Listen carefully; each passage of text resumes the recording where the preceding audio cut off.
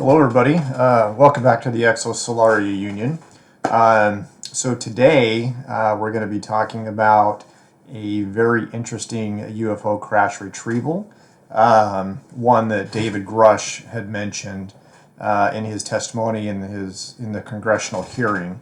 And this one is really fascinating. It happened near Magenta, Italy, allegedly around the year 1933. So wanted to go over that with you and discuss that. So this is going to be really interesting.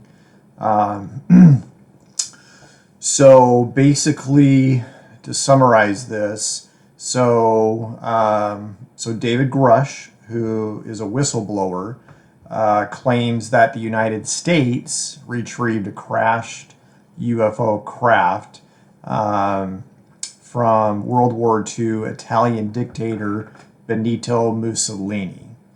And this was after the United States got a tip from the Catholic Pope Pius the 12th. So that is really interesting to me as well, that the Vatican was aware of that and that they tipped off the United States. So it has also been reported that the German and Italian governments during World War II were also secretly reverse engineering the UFO that had crashed near Magenta, Italy. So this was during World War II, so you can imagine, you know, the Germans and the Italians were hoping to get a leg up on the Allies, and this would have been an incredible opportunity for them, you know, to try to get some advanced technology to help move the war effort, in addition to the V-2 rockets. So this is according to David Grusch, like I said, and this is what he told News Nation.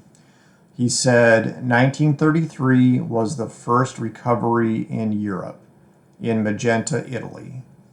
They recovered a partially intact vehicle, and the Italian government moved it to a secure air base in Italy until around 1944 to 1945. Okay. He continues on, the Pope back-channeled that and told the Americans what the Italians had, and we ended up scooping it up. So David Grusch also claims that the Vatican was certainly aware of the existence of aliens, and that UFO sightings over Italy during Mussolini's dictatorship were widely known. That's really interesting, right? Now, in addition to that, this is another piece that not many people know about, I believe. So, Italian researcher Roberto Pinotti, who is the president of the National Ufological Center in Italy, claims that this bell-like UFO craft had portholes on the side and had red and white lights and was about 33 feet in size. Roberto also claims to have received some original secret documents about this crashed UFO in 1996. The documents were sent to Roberto by an unknown source who claimed to have inherited them from a relative who lived at that time of the crash and was part of a secret department named Gabinetto RS/33, whatever that is. And this was allegedly set up by Mussolini to study the crashed UFO. So these documents allegedly include handwritten memos that have a sketch and description of the UFO craft. Roberto also claimed that the UFO wreckage was stored at an aircraft facility outside of Magenta in the town of Milan in Italy. Okay. So this is really, really interesting. Um, Obviously, all of us, know about Roswell, New Mexico. The two crashes that occurred there in 1947. That is really the genesis of where we believe that UFO crash retrievals began. But is it? We need to look at the evidence that David Grusch has put forward, and also this Roberto Panotti in Italy, to help uncover this mystery. If this is real, then that's huge, and it shows that the United States had a leg up again on every other country if we were able to retrieve that UFO from Italy. And then it also makes Roswell even more interesting because they would have sort of had an idea of what they were dealing with already. So they may have already had protocols in place for this, and maybe that's why they were able to be as efficient as they were, reportedly, with the Roswell crashes. So we really need to think about that.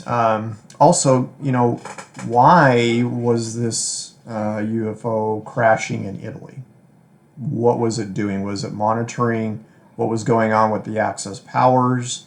Was it interested in World War II? Was there some other reason it was there? Scouting out something, or who knows what was there. David Grusch also had mentioned in his testimony that there were no occupants found, just the craft itself. So does that mean that the craft originally was unpiloted? Or does it mean that maybe the occupants left it somehow before it crashed? Who knows? But also, was there anything inside this craft, like tools or equipment or devices that the United States is able to recover? So it's really interesting. Now, as far as this documentation goes that Roberto found, apparently in Italy they believe that it's a hoax and that it's not real. So, that's interesting.